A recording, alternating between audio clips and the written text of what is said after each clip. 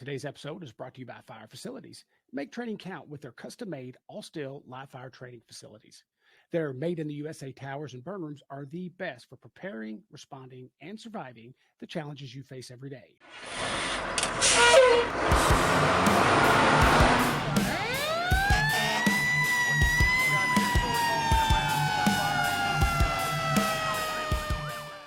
Today's guest is Todd Shepherd. Now, Todd is a third-generation firefighter, and he's a 20-year veteran of the fire service. He's also the founder and owner of Forge Fire and Company. He does live fire instruction. He also specializes in forcible entry, search, victim removal, ventilation, building construction, down firefighter rescue, first responder self-defense, and so much more.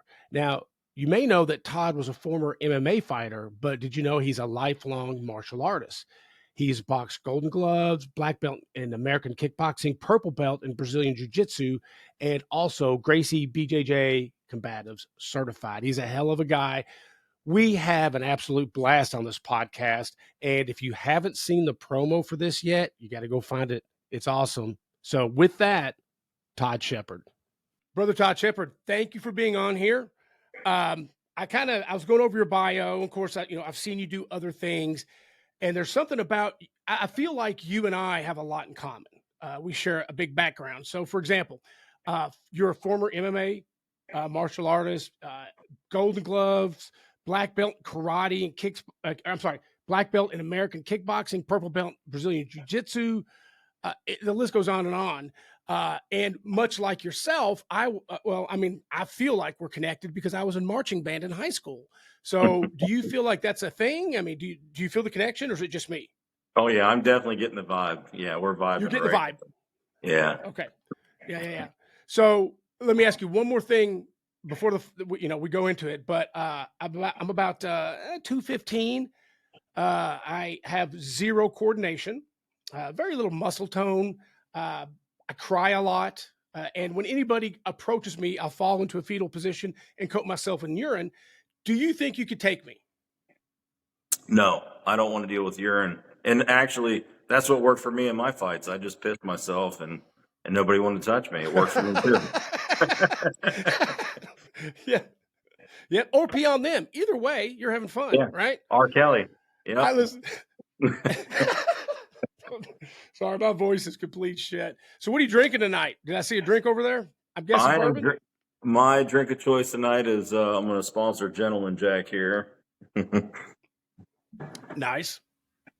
Can't drink that stuff. I'm from Kentucky, but I cannot drink bourbon or whiskey. Uh-oh. We might not continue to be friends. I don't know. It's on the fence. But what if I was able to get you good bourbon cheaper? Now we're back in. Boom, that's just like that. We're gonna our friendship will ebb and flow throughout the evening. I got a feeling. Ebb and flow.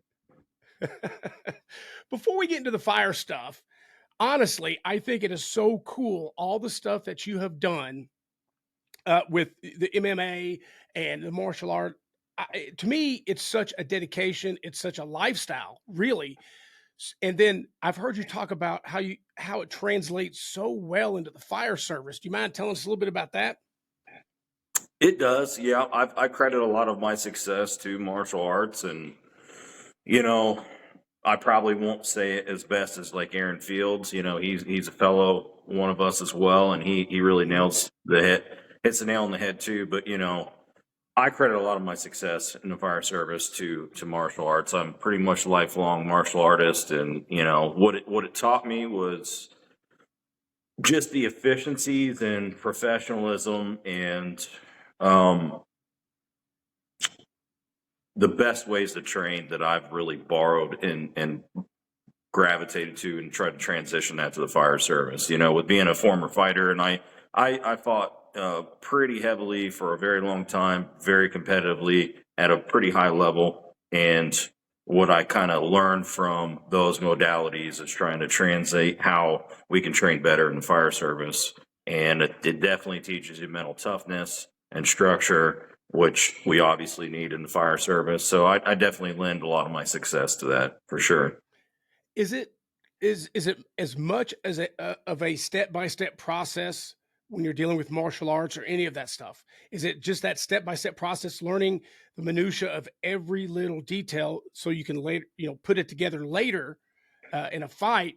Do you feel like that translates very well to like American fire training? Because I know American fire training, a lot of people want to just jump right in and throw everything at it at once. What are your thoughts?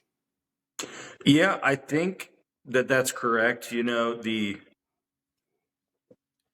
depends on how you're training and what you're trying to get out of the training, whether it's martial arts or whether it's fire training. But I think how they combined and mesh together is, the minutia of it is, if you're trying to specialize in a specific tactic or a specific discipline in firefighting, you're going to break down every discipline systematically and try to hone your skills to become the best person you can be. Obviously, we're not going to be all experts in every type of fire training. Unfortunately, it's just not really possible in our career to really be an expert at every single thing. We just need to have awareness and be good at, a core group of the basics. But,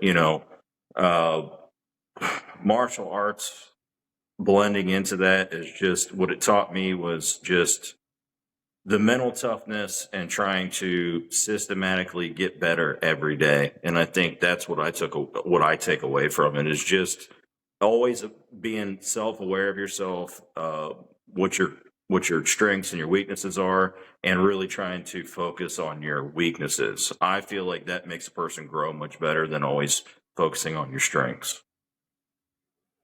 Do you think there's more ego in the fire service or more ego in martial arts? Both, and I think they both have come a long way. I think that both industries are very similar, to where now with the internet and social media and the mass awareness and mass opportunities of fire training, we have so many great conferences out there, grassroots conferences, middle of the road conferences, middle-sized conferences, large conferences. There, you can't throw a stone and not hit a fire conference that's good in any part of our country. And with that, coupled with social media and the internet, it's what has happened is, back when the UFC started, it was the whole, discipline versus discipline, and there was this whole theory of what actually would work, and it was more pertaining to what you saw in the movies. Was the flashy stuff was what was thought of that would work. And really, when it boils down now, from then 1990 to now, same with the fire service, now we are in an age where we can prove and get across many planes of opportunities to prove what is working. And that goes across martial arts to fire training. We're able to actually scientifically prove what is working.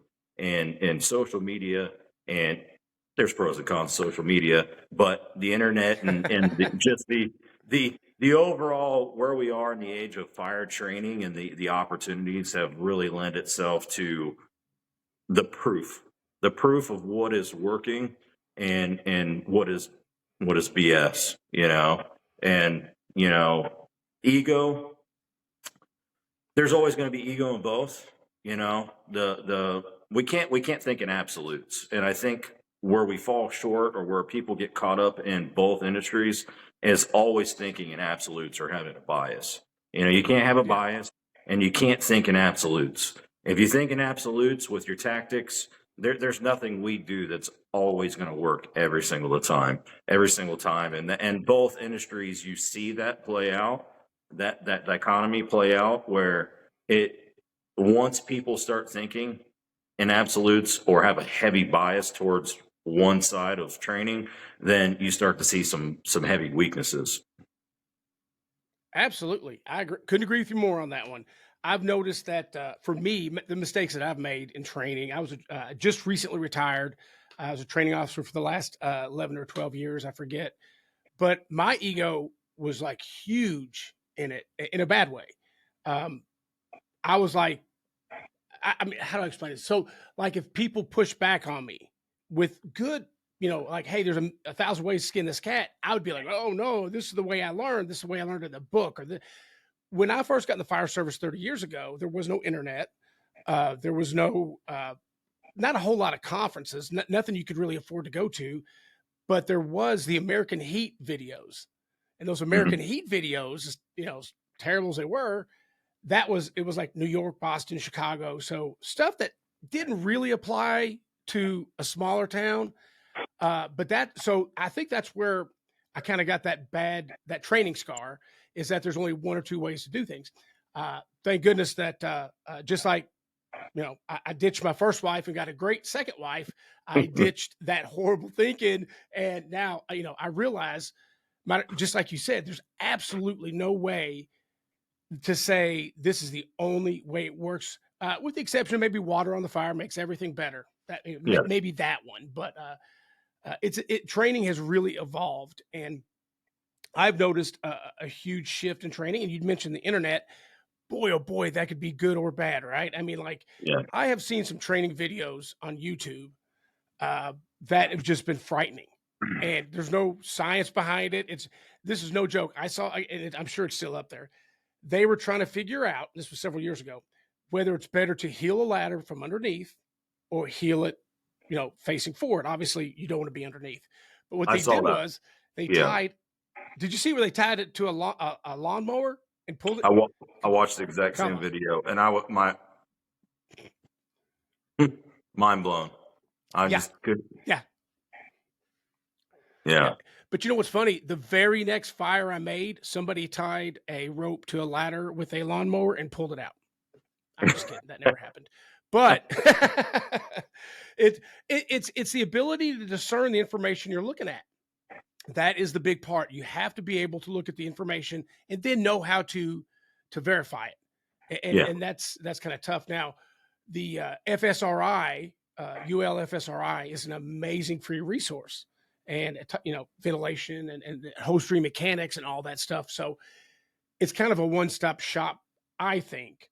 Now, I know all the studies were really focused on water and water mapping, stuff like that, but they've done studies now for search and rescue. They've done a lot of studies on ventilation. I know you're a truckie, so what do you think about some of the new information coming out with ventilation or search and rescue? Well, I mean, I think you're absolutely right with what you previously said, with just vetting any kind of training, whether it's on the internet, social media, in person. That's a hard process to do until you get pretty experienced and well into your career. I feel bad for some of the new people getting into the fire service with this day and age. Like I said, pros and cons. You just touched on that. Social media, internet, it is hard for new people to vet what they're seeing is realistic or efficient or productive or professional training. And some of it, especially if it's geared towards flashiness, they're going to gravitate to that. The young people, the new people in the industry, and that's a tough situation. So ventilation, it's not the end all be all. I'm a huge ventilation fan. It definitely has to be coordinated. Basically, what it boils down to is everything has to be coordinated. I mean, let's be real.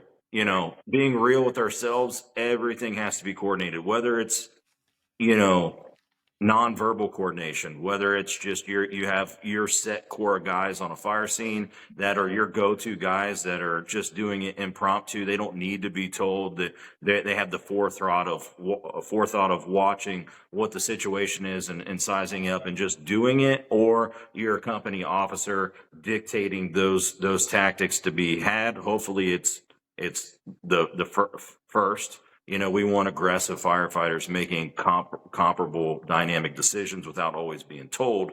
But fact of the matter is, whatever tactic you're doing, it has to be coordinating. And so ventilation's one of those. It really only works. Ventilation only works well if you can size up what you have very well, depend on the stage of the fire, the heaviness of the fire. If you have heavy fire involvement, you have to dictate what are your resources. You have to know your resources as a fire department and quickly discern if you can really accomplish vertical ventilation. And it has to be systematically done with fire attack and search at the same time, and especially fire attack. You know, we cannot ventilate ahead of those tactics, or it's just going to make the situation worse. You know, so and also Are just you sure you're not an engine man? You're sounding like an engine man to me. I briefly rode on an engine, you know, beginning my career, but I'm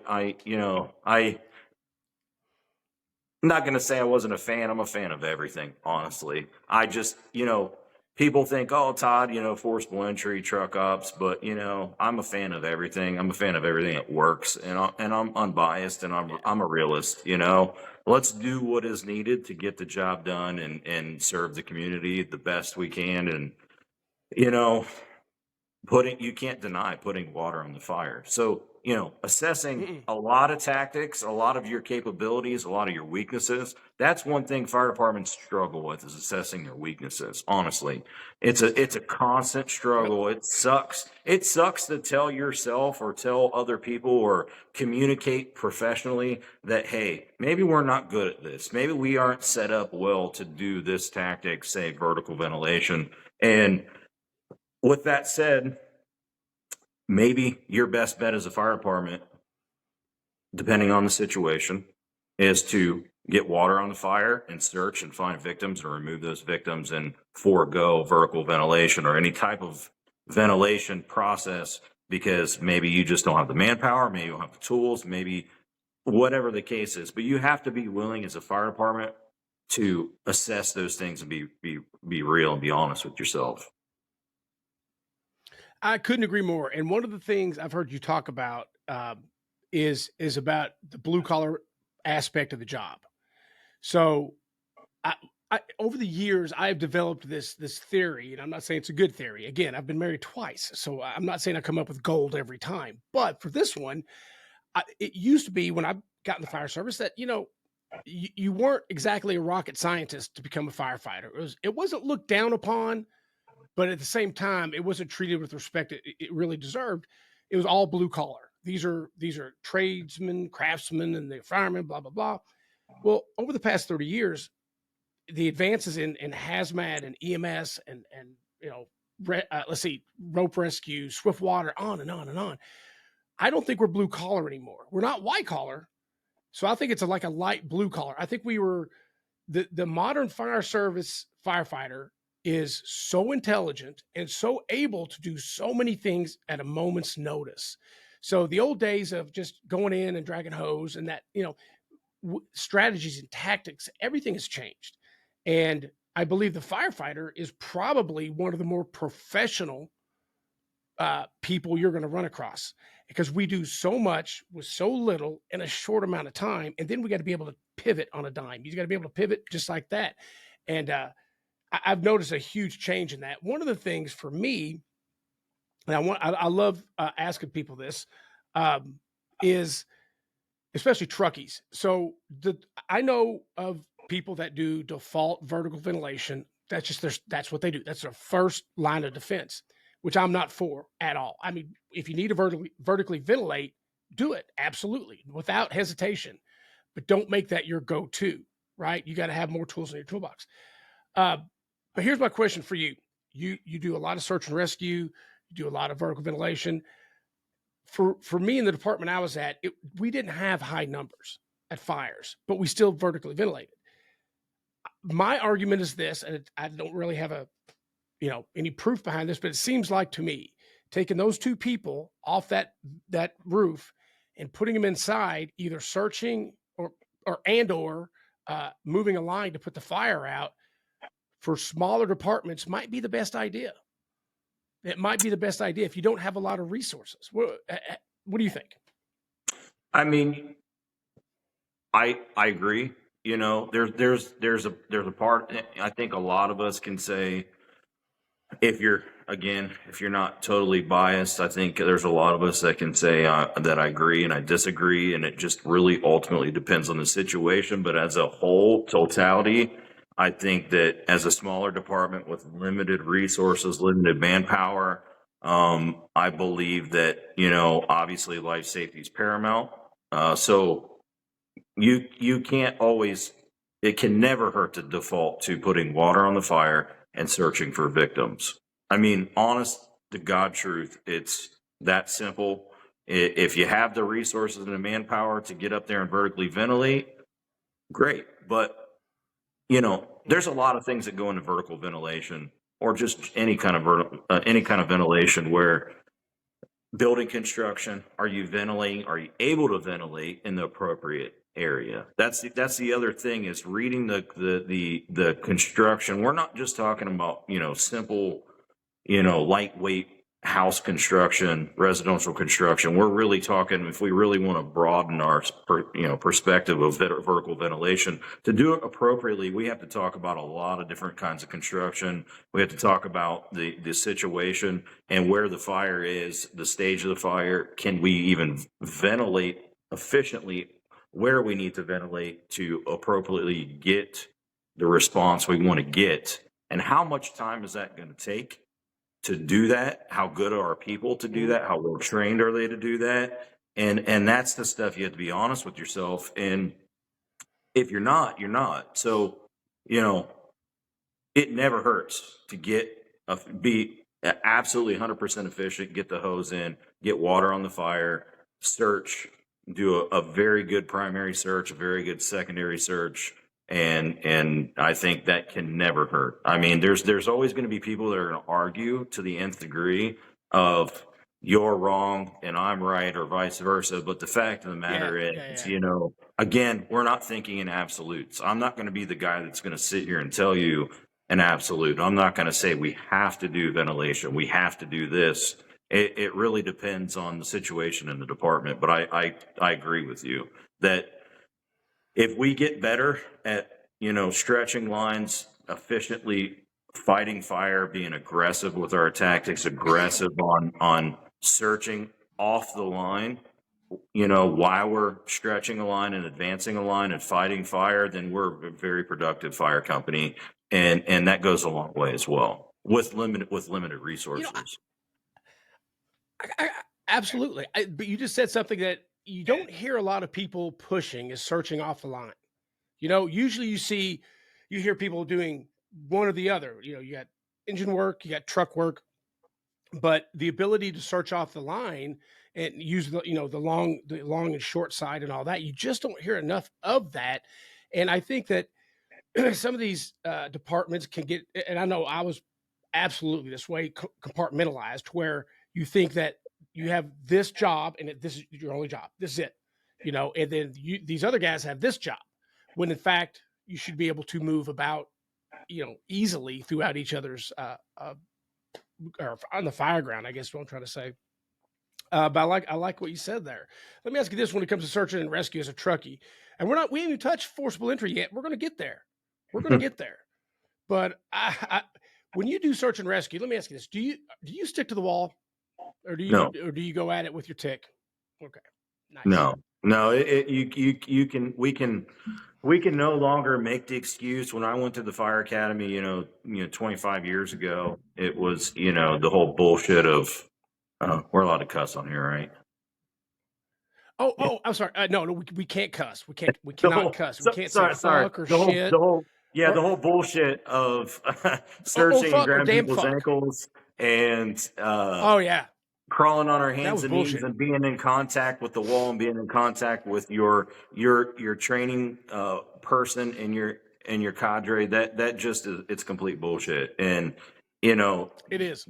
They trained us to be a liability that we had to then untrain ourselves with those training scars. But if you're in this day and age, if you're still training on your hands and knees, and I don't want to say this to be rude, I'm not being an asshole, but there are people out there still doing it. It pains me to see it when it's posted on social media. I just cringe. But like searching on your hands and knees with your head down, and touching the wall, doing a left hand or a right hand search pattern is complete garbage. It is. In this day and age, we have tripod. We've gone so far. We've proven so far past this for many years with the science and the tactics of what works, that You don't need to be on a wall. You can be oriented without being in touch with something. And that lends itself with appropriate size up, appropriate experience, appropriate training, understanding your environment, understanding your capabilities. All those things lend itself into being a very efficient search, creating a search profile that you can then be quick and efficient and conduct a very good, thorough primary search without having to rely on being oriented to a specific thing like a wall or a person. And we have to get way past, we're way past that, but we have to get other people that aren't way past that. It is a tough thing to teach older firefighters the tripod position and being able to move about the room, utilizing your crew to help direct you if you need it. It's so much faster, so much better. And I have seen, oh, excuse me, I just burped. I don't know if I'm going to cut that out. I might leave it in there. It's a pretty good burp. It stinks pretty bad.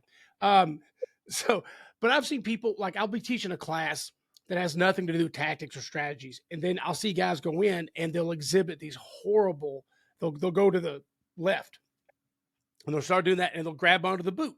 And so I'm going to brag and damn them at the same time, because a lot of times these are older chiefs, that haven't been on a truck in a while or whatever, but they're taking a class. So I got to give them props, but I see that sometimes. I'm like, or a 30-degree power cone, in live fire. I'm like, don't stop it.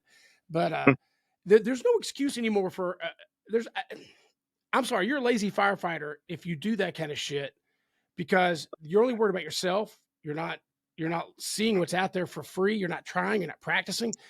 You got to get out there, and you got to keep in mind. I forget who I was talking to the other day about this, but like the first on your ride to work, you need to be thinking of what you're going to do for that community that day. That what you need to think. And when you leave work, you need to think of, did I do enough for my community? It's not about, what's for dinner. It's not about, I got to take care of my crew. No, when you're in the firehouse, you take care of your crew. But if you focus on the citizens, Chris Kessinger, citizens first, right? Yeah.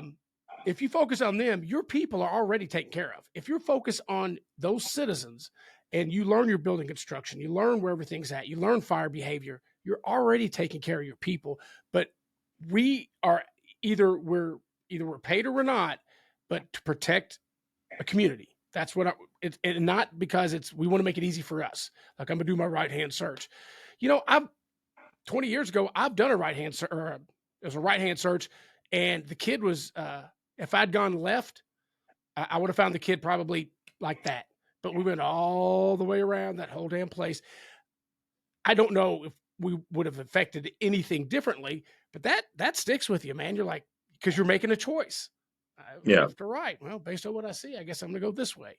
But it's an antiquated way to deal with any kind of search and rescue. Yeah. And, you mentioned Chris Kessinger, a good friend of mine, great friend of mine. And, there's a lot of excellent instructors out there, him being one of them, Sean Duffy. I couldn't go through the list of excellent search instructors that are out there teaching very well very good search tactics. But, Chris's conference he puts on, the name of it, says it all. Prioritize the search. I mean, honestly, I don't know about other people, but especially young people, if you can take your young people, your new recruits, your rookies, and really drive home what prioritize the search or prioritize any tactic means, it honestly, to me, I don't know if a lot of people think this way, but it's mind-blowing, because once you learn and get some experience under your belt, prioritizing the search tactics, your size up, the statistics of where people likely are depending on the day and the construction, all these things play into live fire layout. All these things play into prioritizing and guiding your decision making to be efficient and professional and productive, that then take away, why did you go left or why did you go right? We got to get past the robotic training. We train. Part of the problem is this, as a fire industry culture, and it's still happening to this day. It's been happening forever. and I'm not going to say in absolutes that everybody's doing it, but there's a huge epidemic of, we put these recruits through fire school. They're not proficient in anything. They learn what these things are. They don't learn the tactics. They learn the awareness of the tactics. Yeah.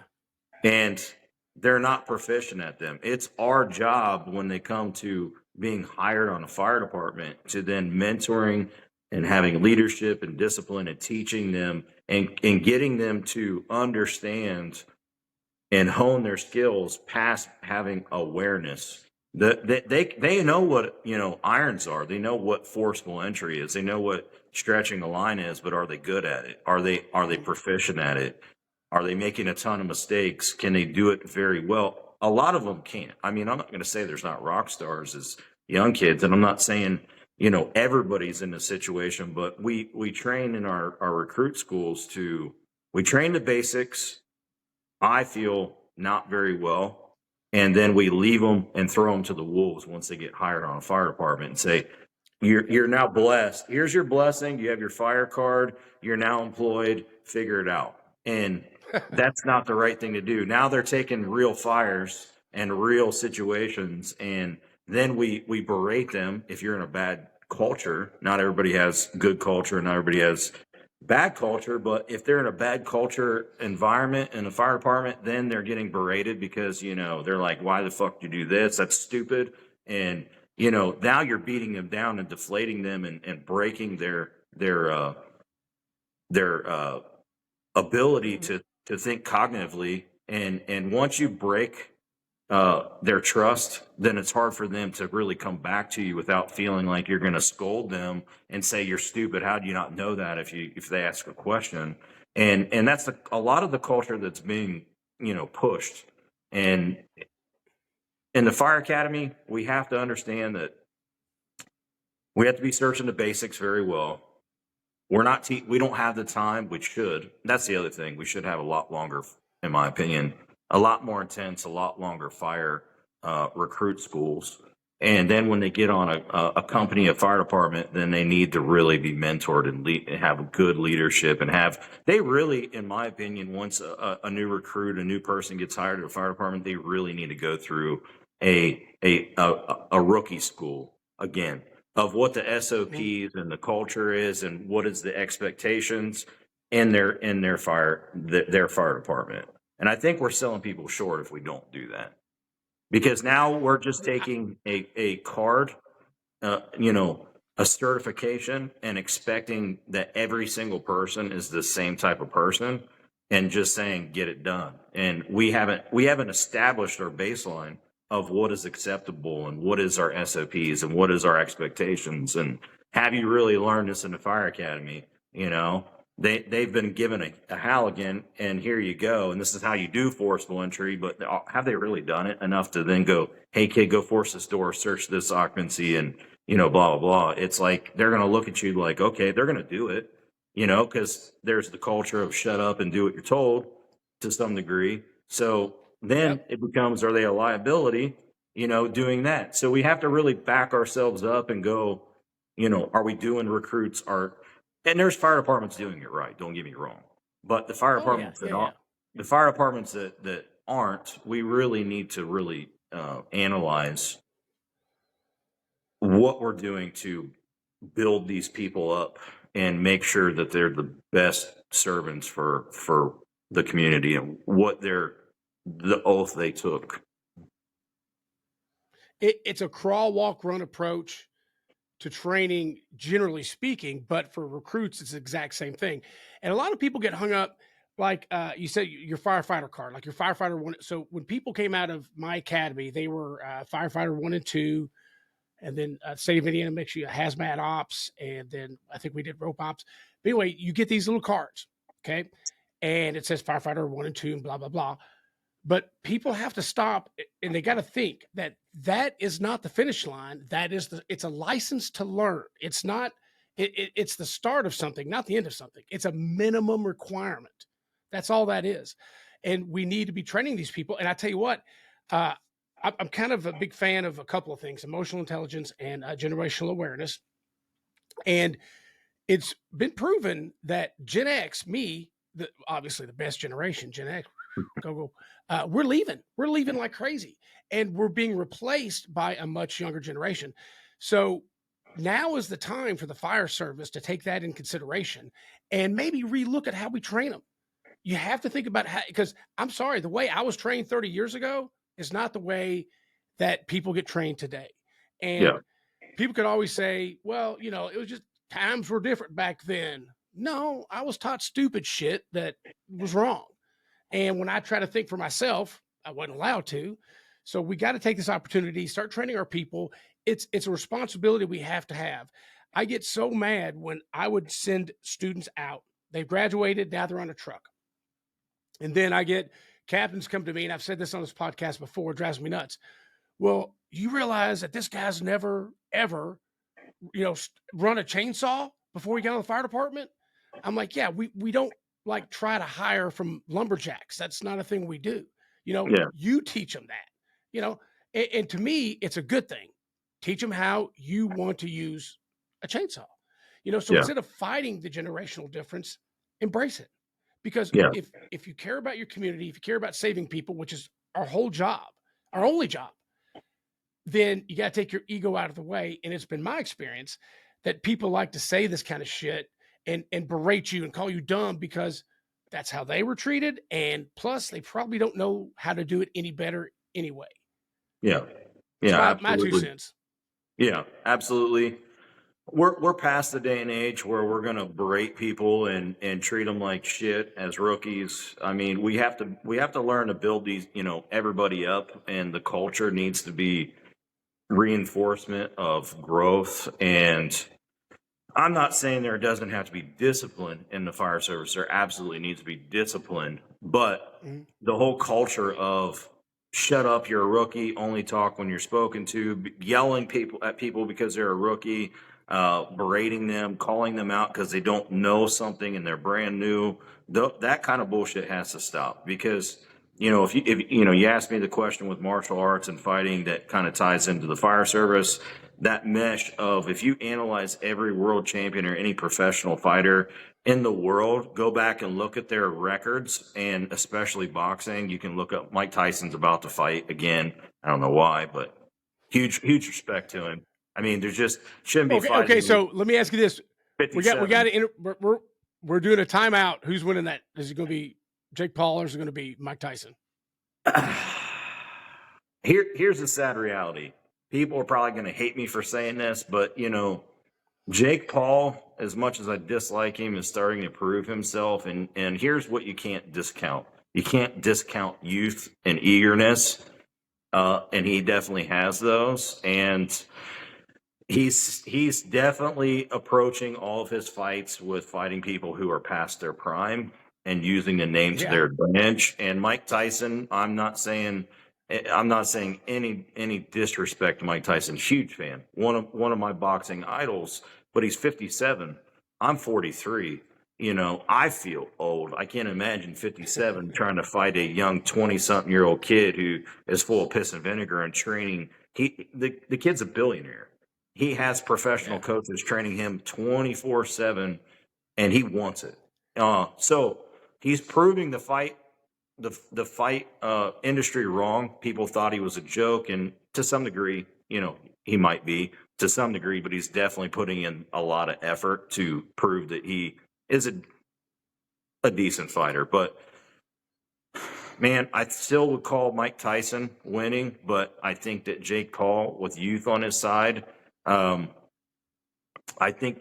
see people saying Mike Tyson's going to destroy him. I don't think that's the case. If you watch Mike Tyson or Roy Jones Jr. A couple years ago, it was not a very good fight.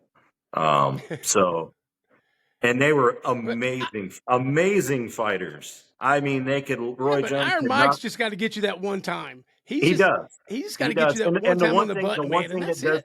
Mike Tyson all he needs to hit you once, and the last thing to go, we all know this in striking and boxing, is your power. But the problem is his age and his stamina and our techniques, even with the fire industry. Once our stamina goes, our techniques start to fade, and our That's the key is, and he definitely has the basics and everything down to the nth degree. But like, his downfall is going to be if he can keep up with a 20-something-year-old kid, and I think his experience experienced fighters can slow a fight down and make the fighter fight to their fight. And I think if Mike Tyson can do that, he can control the fight. Bernard Hopkins did that very well. Floyd Mayweather did that well. Floyd Mayweather was a master at discipline and a master at making people fight his type of fight. And that's what made him win. And I think Mike Tyson is no different than that. So I think Mike Tyson's going to come out on top. Do I think he's going to come out and knock him out in 10 seconds like people think? No, I don't. It's not prime versus prime. That's the problem, so. Well, anyway. I learned back in the 90s not to buy any Mike Tyson fight on pay-per-view. You just learned. You're like, yeah, no. No. Well, he's definitely more mentally stable now. I am a huge fan of Mike Tyson. I think he's definitely and this isn't for everybody, but he's now into which has helped him smoking weed, and he says it helps him. He's definitely a night and day different person, and he credits it to marijuana and mellows him out. And I think that the new Mike Tyson that we've seen for the past 10 years is definitely a better person. He's not going to eat your children and bite your ear off, but I don't want him to try. I broke my back. Yeah, that's my favorite one. Jake Paul is young. He's got youth on his side, so it'll be interesting to see. But that's the problem with the fight industry, or even bridging the gap with the fire industry is like that. Looking at Mike Tyson, people still look at him as the 18-year-old kid that won the world championship. And the fact of the matter is that he isn't. So if you tie that to our tactics and old heads that are in the fire service that say, oh, I don't need to learn anything, or I've been on for 37 years or whatever it is, they tie it back to what they learned 37 years ago, and they still think they're that. And that's where it gets dangerous. And we're past that. So tying those two things from the fire service to the fight service, fight industry is like, we have to be willing to analyze ourselves and go, okay, I'm a firefighter that's, 63 years old or whatever age I am. And I went through fire school whenever 30 something years ago. The tactics have changed. The industry's changed. So you can't sit back and rely on, I'm going to sit in my recliner and I don't need to train. I don't need to do this. I've been working here for this long, when it doesn't work that way anymore. No. I mean, I've said on here before too, there's 30 years of experience and there's 30 consecutive first year experiences, right? I know I work with people that if I wanted to learn exactly how it was to fight fire in the late 80s, early 90s, just talk to them. And that's because they still do that shit. It's the same thing. Well, because it comes down to basing our success on lack of failure. Yeah. If they haven't killed themselves or somebody else with their tactics, well, obviously they're doing the right thing. But the Challenger, a Space Shuttle Challenger, proved that's not even a real thing. I've noticed, and I've kind of got my head around this a little bit better, is that there's some departments that are in this vacuum. They don't allow any information in. They don't go to conferences. They don't support their people doing that. So it's basically, hey, we've always done it this way. Nobody's really died. I mean, we haven't killed too many firemen. So this is the way we're going to keep doing it. And they're resistant to change. They resist the new information. They resist these new tactics and strategies based on science, simply because I think, my opinion is that they're egocentric. They don't want to say, to learn something new sometimes means that you did something wrong in the past, which is not true. You did everything you could at the time. Yeah. But it drives me nuts that there's so much great free. I keep bringing up FSRI.org that it's UL's done so much. They've saved so many firefighters' lives and so many civilians' lives, but they don't get any credit for it. And it's all free. You just go on there and you learn it and you can practice around the firehouse, but people don't really want to do that. It drives me nuts. I want to talk, switch gears a little bit about 1403 because I know you have a strong opinion on live fire. But before we go there, I want to ask you something. As somebody that knows nothing about mixed martial arts, if you were to come at me, could you get through this? Do you think you could actually get anywhere near me with this kind of I mean, I don't think you could. Probably not, especially with that watch. As soon as I hit that No, big watch, it's gonna break my hand. yeah, I, and I that's part of mean, my plan. yeah, I got I an have to app go. on there. It I says have to go low punch, on you. punch Todd. Well, then I just drop it. See, you can't. I'm sorry. It's a wall. It's a wall. I'm John Cena. No, no. If anybody that knows me is listening to this, they're going, I'm pretty sure Jake's a pussy. I don't know why he's picking a fight. Oh, well, because it's over the internet. That's what it is. Yeah. Well, Um, relating go ahead. to what you just said about the the the fire departments that are in their own bubble, and they've always done it this way, and they're going to stick to that. There's a lot of people that can coast through a career. There's a lot of fire departments that coast through generations of not really being tested, and you can get the job done. Doesn't mean you're getting the job done well or better or improving. And there's an old study that's been around for quite a while where they did a study on people with self-defense, and the average person that has never been tested or fairly tested in a real fight thinks they will do 400% better in a situation than they actually will. And I truly believe that is the type of fire service you're talking about. That department, they stick in their bubble and they just respond how they're going to respond, but they've never really been tested. Nobody's ever died, like you said. And the fact of the reality is they haven't been pressure tested, and their members haven't been pressure tested, or the department hasn't been pressure tested, and they think they're doing a lot better than they are, or they think they'll do a lot better if that pressure test ever happens, God forbid, where they have a member go down or whatever the case is. So they truly think they're better than what they are, and you have to get outside your bubble. You cannot,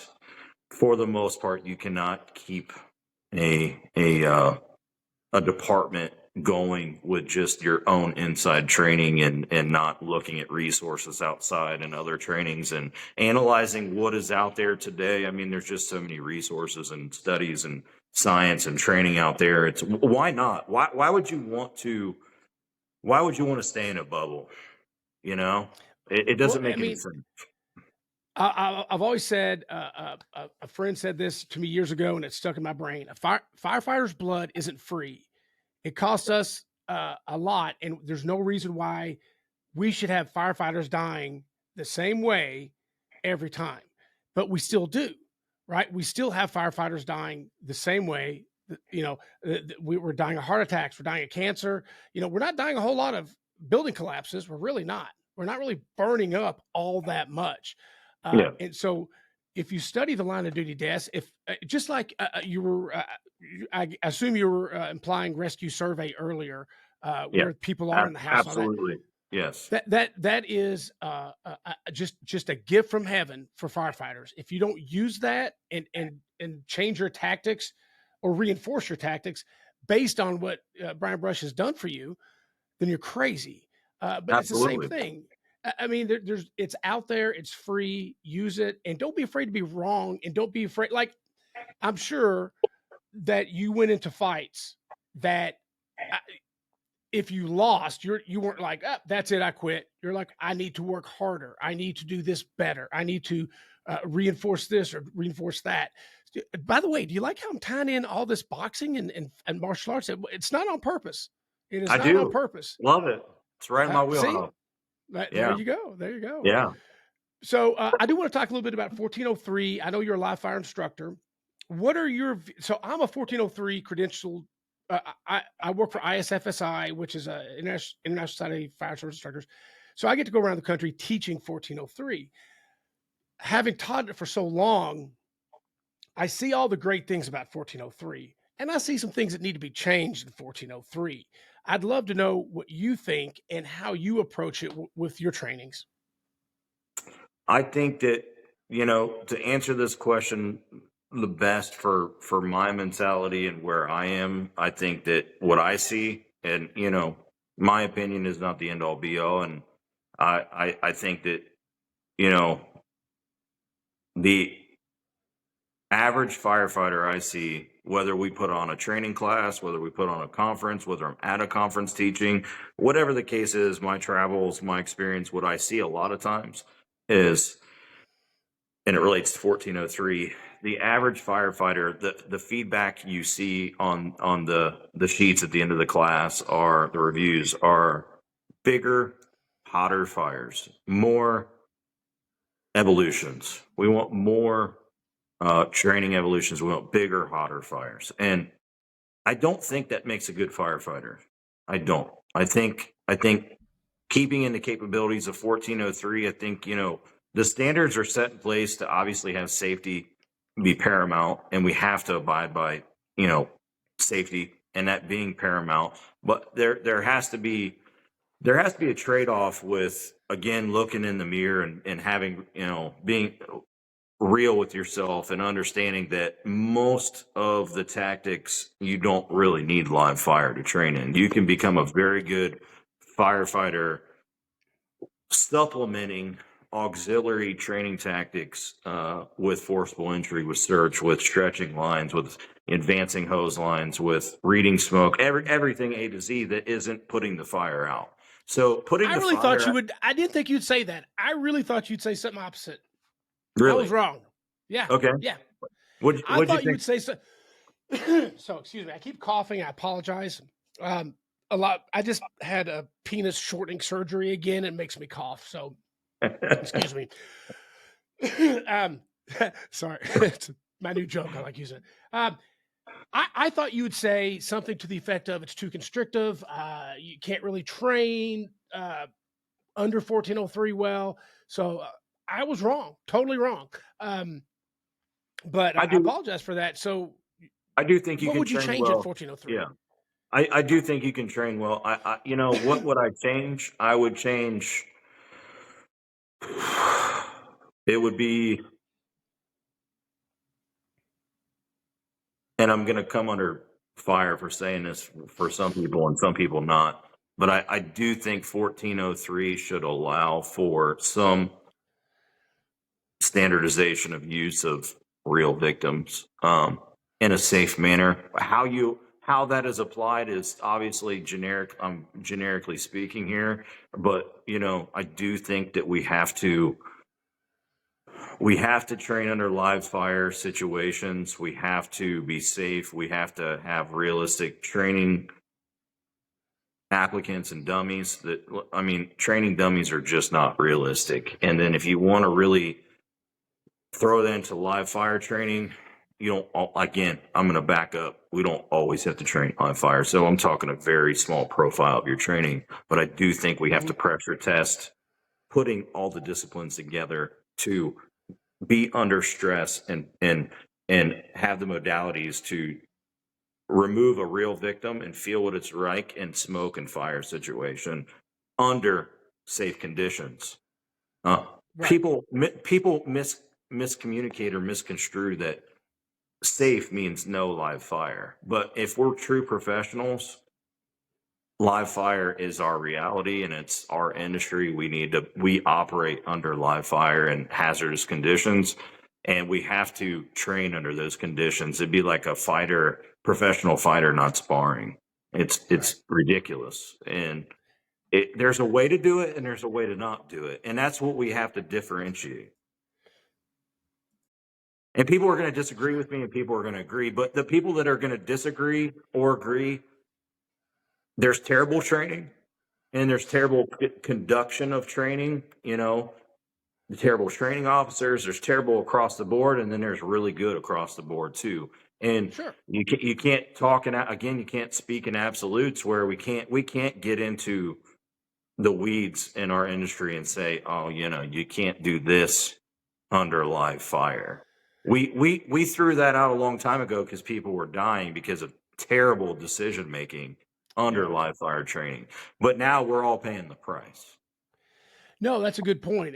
And I know happen to know a couple people on the 1403 committee. They've just recently met. They're going to meet again next year. And then the public opinion opens up, I think, in October. So maybe you can help me work this out. Because I agree with you. I agree. Like, what if, you have one end of your building where the fire's at, but you have a live person, say, on the other side, no imminent heat problems. But how would you protect their airway? That's the part I keep coming back to, because if you put them on an SCBA, well, then basically you're just doing RIT training. You know what I'm saying? Yeah. So Yeah. I've wondered that myself. Now, do you know, or have you met Dave Mellon? Yeah. Absolutely. Okay. Trained with him a bunch. Yeah. I love Dave. Yeah. So, Yeah. so, Yeah. there you go. I mean, he does it, and he does it well.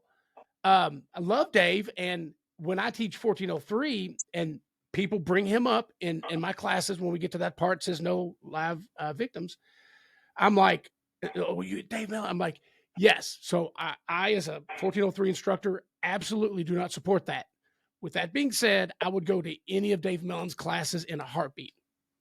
He's the kind of guy that's, sorry, what's going on? He's the kind of guy that's, he's putting himself out there for us. He's putting himself in danger for us. He's being that guy. Could everybody do what he's doing? Probably not. But Look, yeah. are there ways to train these modalities without smoke and fire? Yeah, absolutely. We have to actually get proficient in dirty drags and victim removal and all sorts of tactics that are realistic and going to create success for us to remove that victim.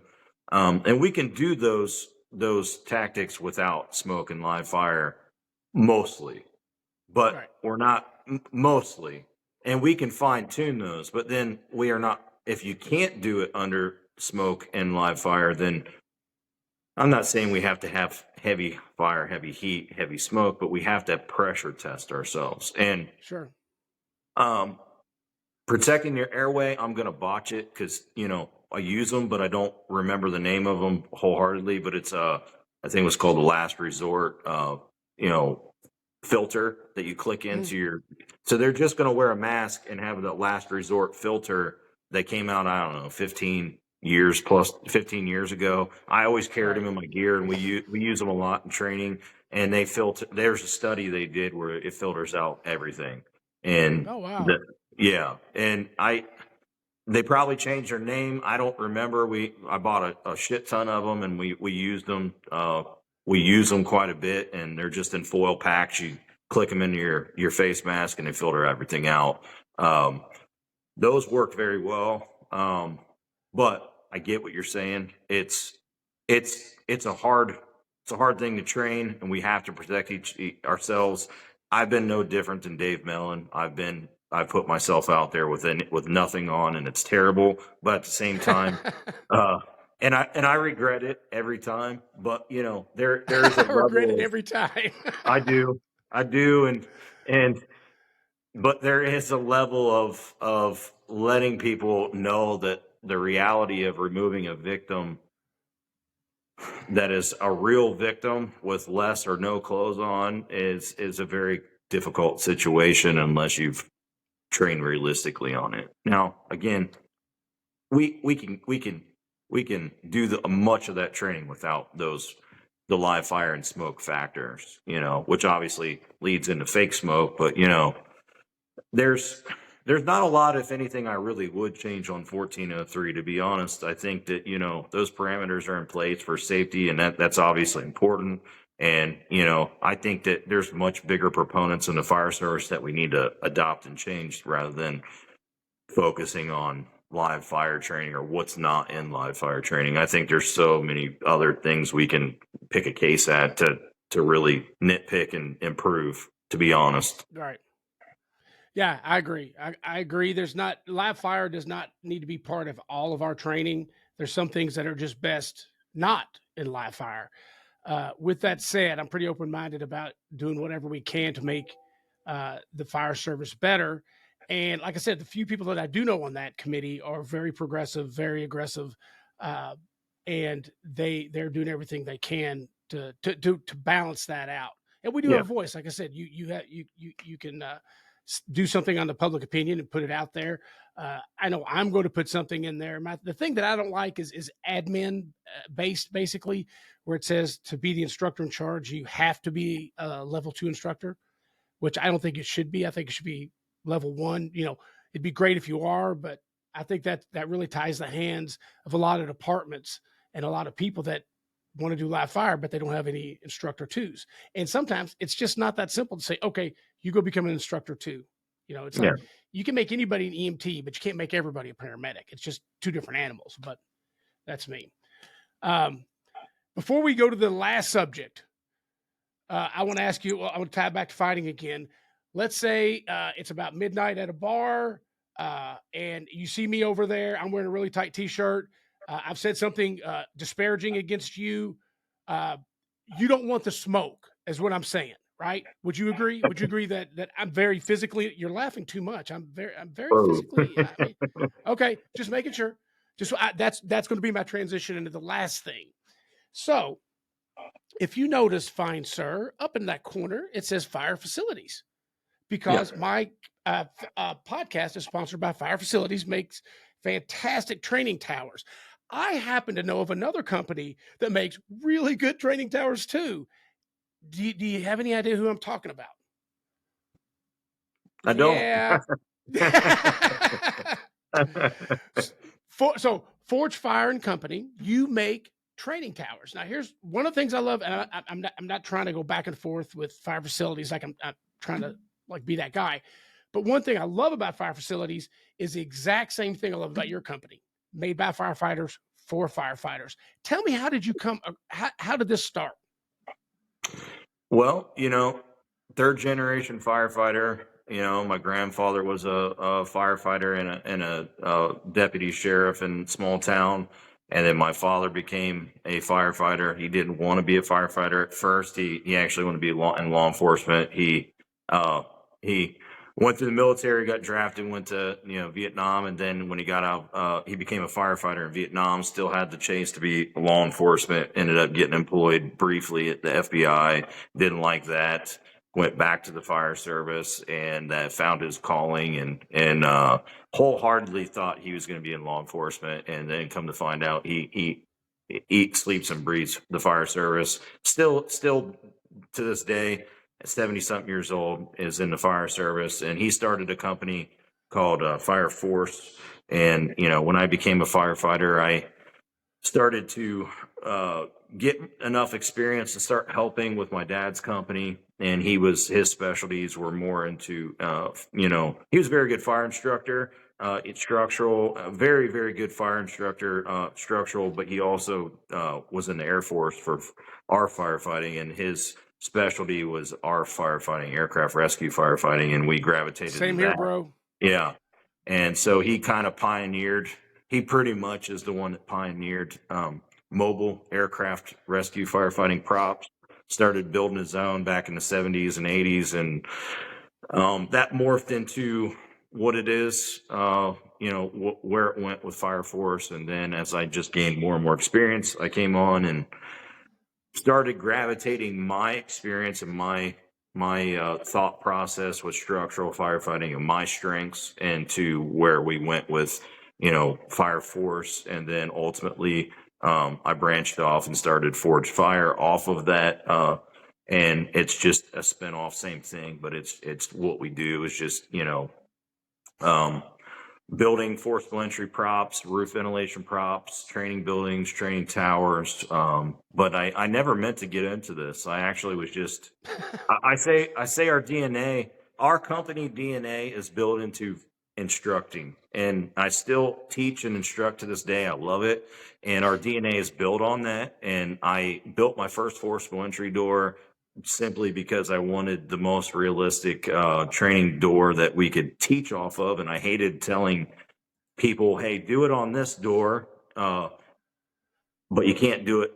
In real life, it's going to be this way, but on this prop, you can't really do it that way. So simulate doing it in this manner. And I never really liked telling people that. So I talked to some of my instructors, and said, man, I think I'm going to try to build my own training props, because my dad and I, we always built all of our training props. He taught me how to weld. He welded. We made full scale mobile aircraft rescue simulators. We built in our own shop and traveled them across the country.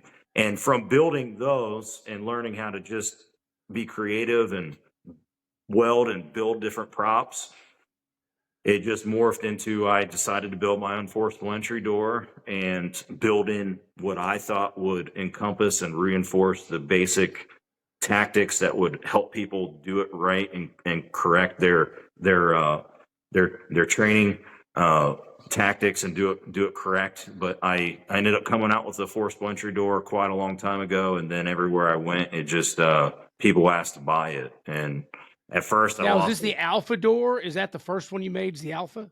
No, that's Alpha door is like freaking 5.0 of all of them. It still has the core.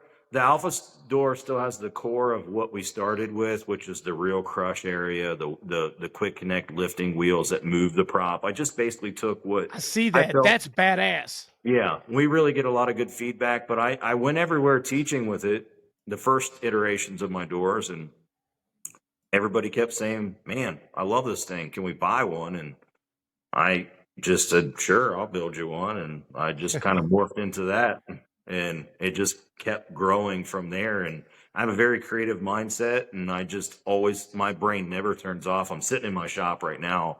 This is my home shop, which is my R&D shop. And, it's a full scale welding shop. It's 10,000 square feet now. And I just sit here and come up with different props and, training ideas and put them to life.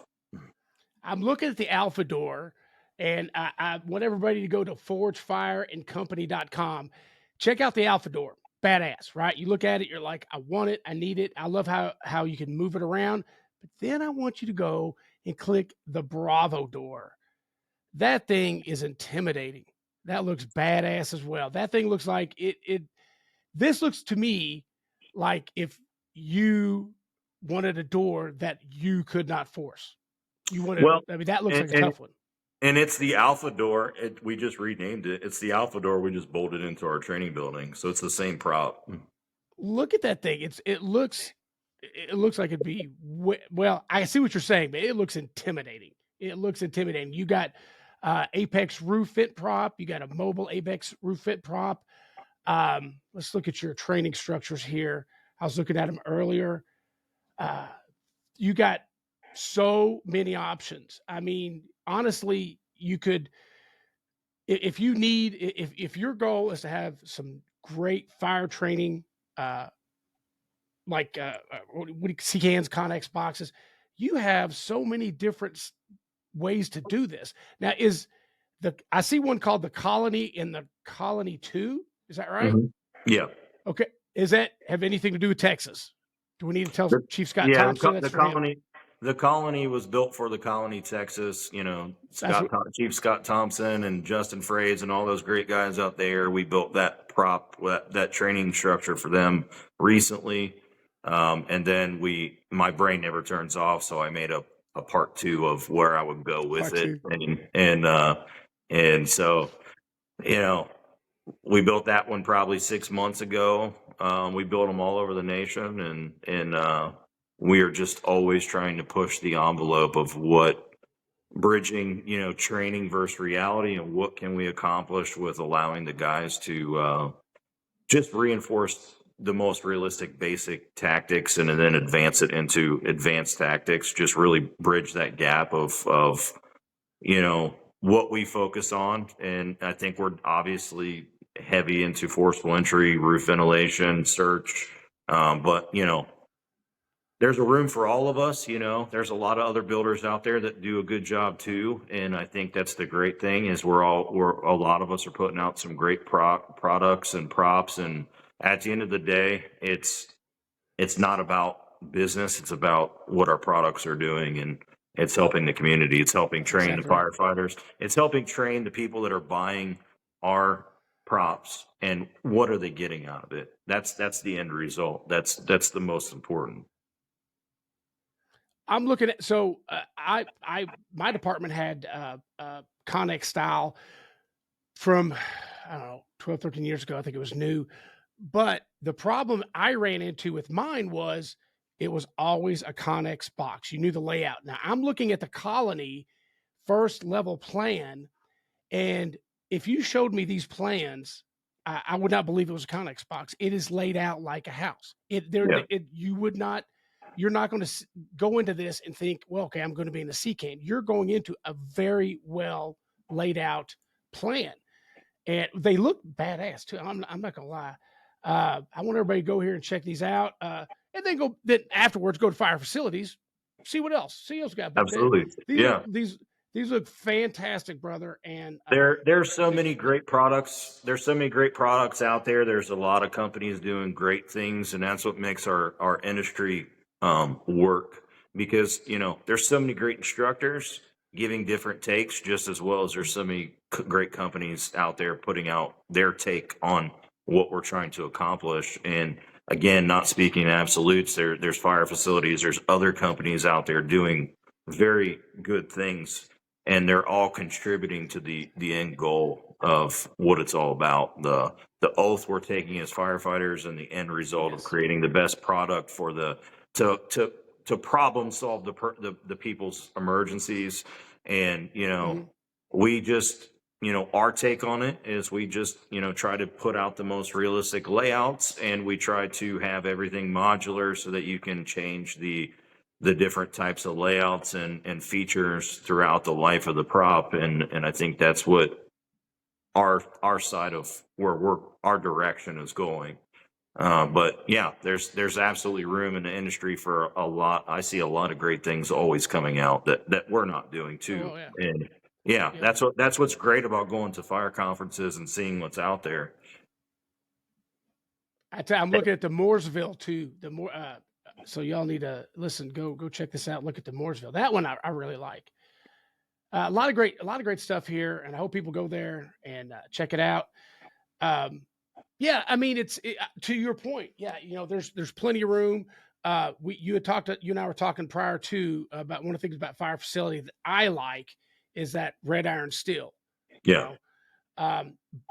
And I'm looking at your stuff, and I love the layout, man. That Colony, I figured that must have been, because I remember Chief Thompson posting, and I looked at that and like, that looks awful good. But yeah, so go check out forgefireandcompany.com. Check out the training structures, Forcible Entry doors, the burn props, and of course the training resources.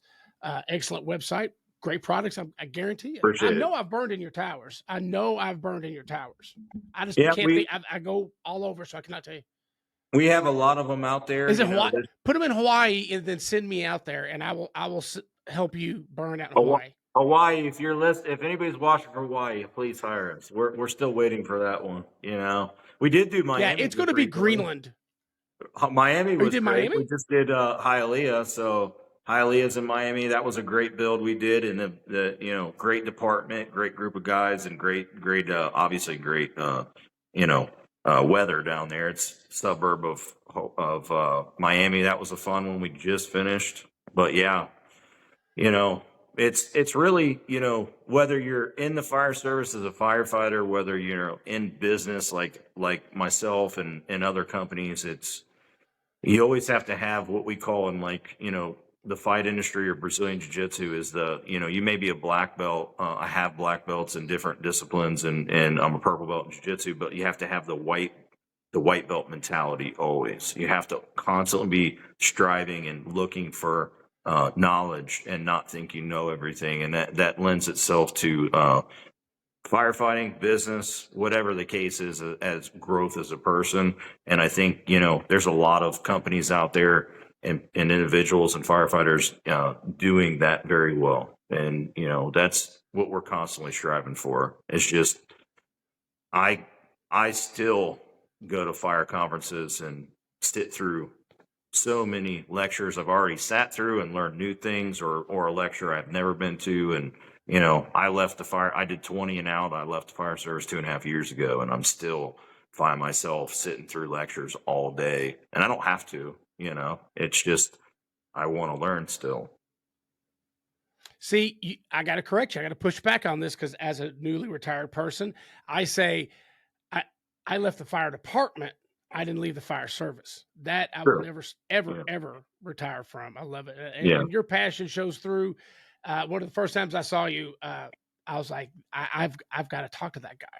And it's been a fantastic conversation. I'm afraid I scared you a little bit because I could be kind of fast. I don't know if I mean, I'm not trying to intimidate you, but I do want to wrap up with the way we always wrap up on 3-Point Firefighter. And that is, can you tell me the best firehouse prank you've ever played or have had played on you? I have a pretty good one.